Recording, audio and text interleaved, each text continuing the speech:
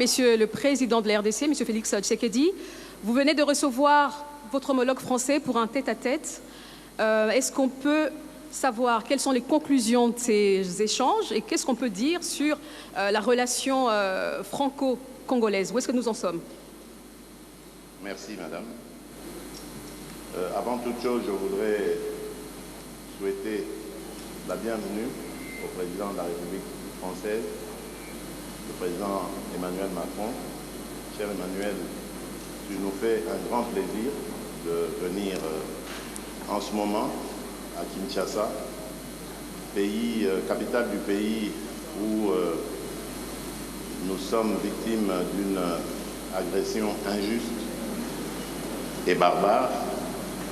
C'est dans le malheur, dit-on, qu'on reconnaît les amis et le président Macron est là pour ça. Les relations entre la République démocratique du Congo et la République française sont au beau fixe. Et après la discussion que nous avons eue, le président Macron et moi, je peux dire que nous avons tracé les pistes d'une coopération encore plus importante. Vous savez que le président Macron a dernièrement esquissé les grandes lignes de sa nouvelle vision de la politique française en Afrique. Je l'ai encouragé à ce sujet parce que j'estime que la France-Afrique est dépassée et que si la France veut être aujourd'hui en compétition avec tous les autres partenaires de l'Afrique, elle doit se mettre au diapason, évidemment, de la politique africaine par rapport, évidemment, à ce que les peuples africains veulent et de la manière dont les peuples africains regardent désormais les partenaires de coopération au développement avec qui ils sont en contact. Je me suis réjoui d'apprendre de la part du président français que cette approche est aussi la sienne et que je lui laisserai évidemment le soin de préciser cela et que moi j'allais dire cela va dans le sens évidemment des intérêts de l'Afrique. Pour ce qui est de ce que j'ai évoqué en entrée en matière, c'est-à-dire cette agression injuste et barbare, comme vous le savez, il y a eu un mini-sommet à Addis Abeba récemment, au cours duquel nous avons désigné le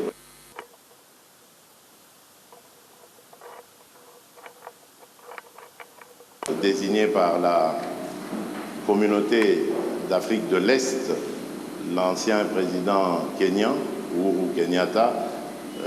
Nous leur donc avons confié la mission d'approcher les rebelles, les terroristes du M23 et le processus est en cours. Je n'en dirai pas plus. De mon côté, j'ai reçu des émissaires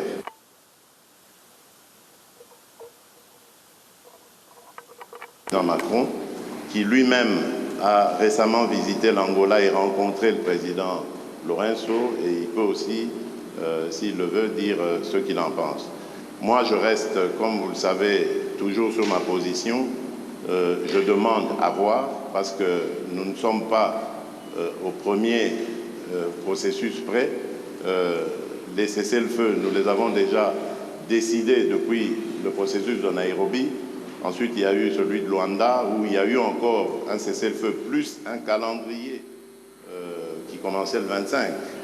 Après le cessez-le-feu, il y avait le retrait jusqu'au 15 janvier, et puis ensuite le 20. Cela n'a été fait. Nous demandons à voir. Nous donnons la chance à la paix, car comme je vous l'ai dit, ma présidence, elle est destinée plutôt à favoriser la cordiale entente entre les peuples, à commencer par les peuples des pays voisins. Donc je ne mettrai jamais d'entrave à tout ce qui peut aller dans le sens de respecter ou de promouvoir plutôt le processus de paix et de stabilité dans la région.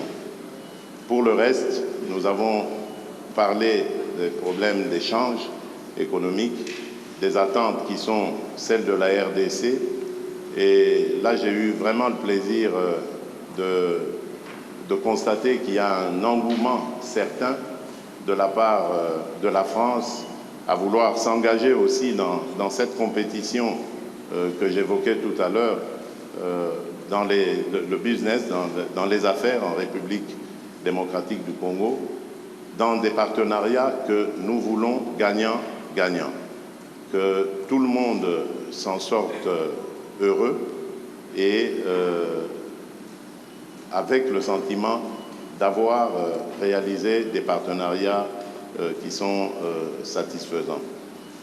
Nous avons évoqué également le problème des forêts. Il revient d'ailleurs de Libreville, où il a participé au sommet One Forest Summit. C'est un sommet qui a pris en compte, qui s'est plutôt attardé sur la forêt tropicale, la forêt du bassin du Congo, qui, comme vous le savez, aujourd'hui est le premier poumon de l'humanité et un atout formidable pour la lutte que nous menons tous contre le réchauffement climatique. Là aussi, nous avons la forêt du bassin du Congo, qui, comme vous le savez, aujourd'hui est le premier poumon de l'humanité et un atout formidable pour la lutte que nous menons tous contre le réchauffement climatique. Là aussi, nous avons développé une série d'idées et nous sommes arrivés aussi à des conclusions de partenariat importants pour à la fois mettre en avant cet atout considérable qu'est la forêt, mais également comment, par la transformation sur place, la transformation locale, nous pouvons créer de la richesse et des emplois. Bref, une dynamique économique qui peut être favorable à nos pays. Là aussi, la France accepte de s'impliquer, de nous suivre. C'est une très bonne chose. Enfin, les minerais stratégiques, nous les avons évoqués. La France veut faire partie du débat. Ce qui m'a le plus intéressé, c'est ce partenariat qui va être conclu, je crois, avec la firme française BRGM, qui va nous apporter son savoir-faire et nous accompagner dans la certification de nos minerais, la cartographie, et plus tard, évidemment, ça nous aidera à pouvoir mieux exploiter ces domaines. Donc voilà en bref ce que nous avons passé comme sujet. Et je peux dire en conclusion que la France revient en force en République démocratique du Congo. Nous espérons simplement que cela n'est pas juste un feu de paille et que ce sera vraiment un vrai départ à nouveau, parce que le président a fait d'ailleurs le constat qu'il n'y a pas beaucoup de firmes françaises en République démocratique du Congo en particulier, mais même aussi en Afrique en général, et qu'il serait temps que la France redevienne encore plus présente. Ce sera tant mieux pour nos relations, tant mieux pour les affaires, tant mieux pour l'emploi. Voilà, mesdames et messieurs, ce que je peux dire en substance, en attendant évidemment les questions des journalistes. Merci, je vous remercie. Merci beaucoup. Monsieur le Président Macron, c'est votre première visite officielle en République démocratique du Congo, le plus grand pays de la francophonie. Mais vous arrivez quand même à un moment assez particulier où il y a une dégradation de la situation sécuritaire dans la partie est du pays. Quel serait votre premier message au peuple congolais qui vous suit en ce moment, pour ne pas dire celle de l'Est en particulier? Merci beaucoup, Madame. Monsieur le Président, cher Félix, Monsieur le Premier ministre, Mesdames et Messieurs les ministres, Mesdames et Messieurs les parlementaires, ambassadeurs, chers amis. D'abord, je veux dire combien je suis heureux d'être aujourd'hui pour ma première visite, en effet, en République démocratique du Congo, dans cette salle historique pour l'histoire de votre nation. Et après avoir accueilli comme invité d'honneur le président, en particulier au Forum sur la paix en 2019, puis retrouvé lors du sommet sur le financement des économies en 2021, il était grand temps que, à mon tour, je vienne. Alors cette visite est la dernière étape, le point d'orgue en quelque sorte d'une tournée de 4 jours qui m'a conduit de Libreville à Luanda puis Brazzaville jusqu'à vous, Kinshasa. Et c'est ici en effet que se jouent nombre de combats du siècle, y compris ceux que nous avons portés ces derniers jours, celui pour la forêt et justement ce trésor du bassin du fleuve Congo. Alors cette visite, vous l'évoquiez à l'instant, arrive à un moment particulier pour la République démocratique du Congo et j'en mesure toute la gravité. Elle intervient à un moment, vous l'avez dit, Président, où une région, un peuple, un pays, vit le nouvel acte d'une tragédie qui, depuis près de 30 ans, ne s'est jamais vraiment éteinte. Des centaines de milliers de Congolais revivent le cauchemar de la guerre, de la fuite, du dénuement absolu.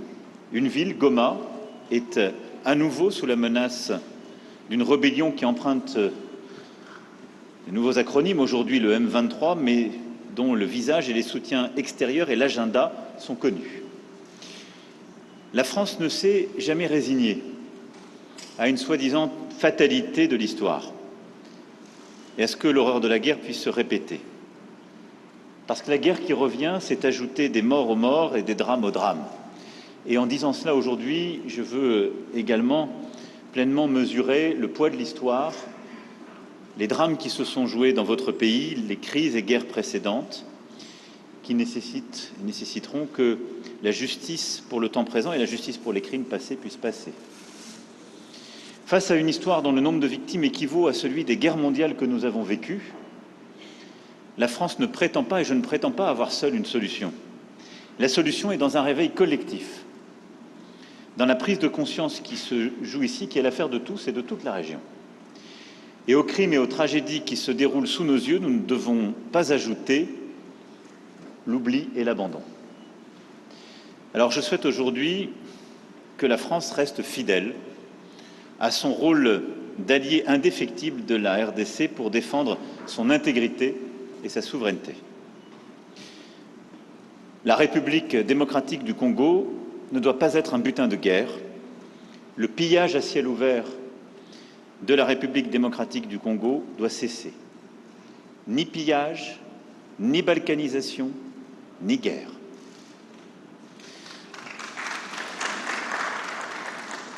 C'est le sens même de ma présence aujourd'hui, dire à tous qu'il ne peut d'ailleurs y avoir 2 poids, 2 mesures entre la tragédie qui se joue en Ukraine, sur le territoire européen, et celle qui se joue sur le sol africain.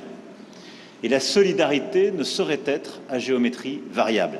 Et à cet égard, je veux vous saluer, Monsieur le Président, pour la clarté de vos expressions et de vos votes à l'Assemblée générale des Nations unies quand il s'est agi de condamner l'agression russe et de défendre le droit international. Vous méritez la même clarté. Nous avons, au cours des derniers jours, écouté des acteurs humanitaires congolais et internationaux engagés sur le terrain. C'est la première réponse de court terme.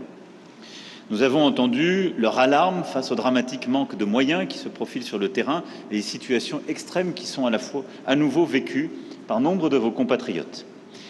C'est pour cette raison que la France sera le premier État à répondre à l'initiative de l'Union européenne, annoncée ce matin même, de mettre en place un pont aérien humanitaire à destination de Goma. Nous allons débloquer une contribution immédiate de 34 millions d'euros d'aide humanitaire, laquelle s'ajoutera au montant de près de 50 millions annoncés par l'Union européenne. Nous nous tenons également à la disposition de l'Union européenne pour fournir des moyens de transport, civils ou militaires, et pour procéder à leur acheminement. Je veux ici remercier le commissaire européen Lenarčič d'avoir amorcé cette solidarité européenne qui se concrétisera dans les jours qui viennent par l'acheminement de plusieurs tonnes de matériel humanitaire au profit des populations déplacées dans la région de Goma et dans toutes les régions qui ont été affectées par ces mouvements rebelles et ces groupes terroristes. Le rôle de la France, c'est aussi de tout faire pour qu'il y ait un chemin vers la paix. Pour cela, chacun doit être à la hauteur de ses responsabilités. J'ai parlé il y a quelques instants au secrétaire général des Nations Unies, Antonio Guterres, qui est engagé pour faire jouer aux Nations Unies leur rôle indispensable, et je l'en remercie. Et donc ensemble, nous devons travailler, Union européenne, Union africaine, organisations sous-régionales, pays de la région et Nations Unies, à ce qu'on chacun donc apporte sa contribution pour enfin imposer la désescalade et la paix. À cet égard, je veux ici dire tout notre soutien au processus de Luanda et de Nairobi. Et suite à la dernière réunion qui s'est tenue en marge du sommet de l'Union africaine à Addis Abeba, notre soutien à la médiation que vous avez confiée. J'étais hier avec le président Lourenço, nous avons eu un très long échange sur le sujet et le plan qui est aujourd'hui sur la table, qui a été agréé par tous, qui est en train d'être mis en œuvre, j'en suis convaincu, est le bon, à condition évidemment qu'à chaque étape il soit respecté et que le chronogramme qui a été décidé à partir du 28 février soit dûment respecté. Cessez-le-feu sur le terrain, mécanisme de vérification sous supervision angolaise, cantonnement du M23 sur votre sol, processus de désengagement, désarmement et réinsertion, déploiement de forces régionales. Et je veux ici remercier les Kenyans, j'espère que les autres rejoindront, et je veux ici dire que nous serons évidemment mobilisés pour aider au financement et désescalade dans un premier temps, retour à une paix durable ensuite. Tout ça est ce qui nous a longtemps manqué, mais tout ça dépend évidemment des pressions politiques, diplomatiques, économiques, pour que cela soit respecté. À cet égard, la discussion que j'ai eue avec le président, la discussion que nous avons eue avec le président Lourenço, la discussion que j'ai eue ce matin avec le président, cher Félix, et l'échange que j'ai pu avoir avec le président Kagame m'a démontré une chose: tous m'ont apporté un soutien clair au cessez-le-feu pour mardi prochain, qui est prévu dans le chronogramme, sur lequel se sont engagés aussi les représentants du M23 qui sont allés voir le président Lourenço. Nous verrons maintenant si chacun respecte la parole donnée. Mais si je dois retenir un seul motif d'optimisme, c'est que tous mes interlocuteurs adhèrent à ce plan porté par l'Angola, le Kenya, le Burundi, et je salue, cher Félix, le courage qui est le vôtre de donner une chance à ce plan et à la paix, avec une exigence légitime, c'est que tous ceux qui s'y engagent respectent la parole donnée, les rendez-vous, les dates et l'effectivité des choix pris et des promesses tenues. Il nous revient d'être collectivement à vos côtés pour faire la démonstration que ce choix est le bon. Ceux qui s'en éloigneront auront une responsabilité écrasante et s'exposeront à la sanction de l'histoire. Et dans une région où la France a su regarder en face son propre passé, nous savons combien ce poids de la sanction de l'histoire peut être accablant. Je le disais en ouverture de mon propos, cette visite en un moment de gravité est aussi une visite d'amitié, d'espoir, et le président l'a évoqué à l'instant. Et c'est un espoir légitime parce que vous êtes un grand pays et nos deux pays ont en quelque sorte en commun aussi de voir grand. Et pour transposer un mot célèbre du général de Gaulle, le Congo ne peut être le Congo sans la grandeur. Et donc, aucun pays d'Afrique n'est plus doté que le vôtre de richesses de toutes sortes et une capacité à saisir un destin d'exception. C'est pourquoi nous souhaitons bâtir un partenariat nouveau sur plusieurs axes. D'abord, vous aider à la pleine souveraineté sur le plan sécuritaire et militaire. Nous sommes déjà les premiers partenaires en termes de formation militaire de la RDC. Nous souhaitons faire davantage parce que la condition pour qu'il y ait, dans la durée, la fin des pillages, la fin du risque de balkanisation que j'évoquais, c'est qu'il y ait le retour de l'État régalien et des conditions de cet État régalien partout sur le territoire. Nous souhaitons être des partenaires dans la durée de ce travail. Formation, équipement, capacité à être à vos côtés, ça correspond au nouveau partenariat qui est le nôtre. Deuxièmement, c'est sur le terrain économique, vous l'avez dit. Nous allons cet après-midi, dans une conférence économique, illustrer ce que je disais lundi. Nous répondons aux demandes qui sont les vôtres, on ne vient pas plaquer des solutions, on vient avec des entreprises de toute taille, de tous ordres et beaucoup d'entreprises nouvelles. Nous assumons d'être là, y compris pour défendre nos intérêts économiques, et on le fait en amenant avec nous toutes les compétences, et y compris les Européens. Et je me félicite que 2 commissaires européens seront à nos côtés cet après-midi. C'est pas simplement la France, mais la France et l'Europe, sur la base d'un partenariat équilibré et respectueux, et des services urbains si importants pour vous, on l'évoquait ensemble, du numérique jusqu'au domaine minier, où nous souhaitons travailler avec vous pour bâtir un cadre de confiance qui permettra une exploitation au service des Congolais, dans les meilleures conditions scientifiques, permettant justement la coopération et notre expertise. C'est, je crois, la clé de ce partenariat économique qui nous permettra aussi de faire mieux. Parce que l'Afrique est un théâtre de compétition. Il faut que cette compétition se fasse dans un cadre loyal, qui serve les intérêts des populations, qui aide à lutter contre la corruption, mais où nous avons notre place à jouer, ni plus ni moins. Ensuite, après le sécuritaire et l'économique, c'est la science et la recherche. J'aurai cet après-midi l'occasion et l'honneur d'être reçu par le professeur Mouyembe, découvreur du virus Ebola, dans ce fleuron de la recherche scientifique congolaise et africaine qui est l'Institut national de recherche biomédicale. Et je veux ici d'ailleurs rappeler combien la France a été engagée dans cette lutte contre le virus Ebola, avec les meilleures équipes de l'INSERM, de plusieurs de nos laboratoires, combien nos chercheurs, nos épidémiologistes sont venus. Yves Lévy avait eu cette mission confiée il y a quelques années, ici même, et je veux saluer cette coopération, mais l'INRB, dans le séquençage des virus les plus dangereux, dans la lutte contre la pandémie de Covid-19, dans la formation d'étudiants venus de toute l'Afrique, prouve tout ce qu'on peut accomplir quand notre coopération se donne les moyens. Et sur ce modèle qui est un fleuron de la coopération franco-congolaise, je souhaite qu'on aille beaucoup plus loin, et la ministre de l'Enseignement supérieur et de la Recherche pourra illustrer cette volonté dans de nombreux domaines d'échanges scientifiques et universitaires. Je souhaite aussi que nous puissions le faire dans les domaines de climat et de biodiversité, autour de la question des forêts, si importante et que vous avez réévoquée. Enfin, voir les choses en grand, c'est le voir aussi pour la culture congolaise, c'est votre puissance. Il faut l'exercer, c'est votre intérêt, c'est le nôtre, d'avoir en Afrique et dans le monde, si je puis dire, l'équivalent d'un Nigeria francophone. Les créateurs et entrepreneurs qui nous accompagnent avec la ministre amènent avec eux, outre un immense intérêt pour leurs homologues congolais, tous les outils et les réseaux pour l'aider à se développer dans nombre de domaines nouveaux.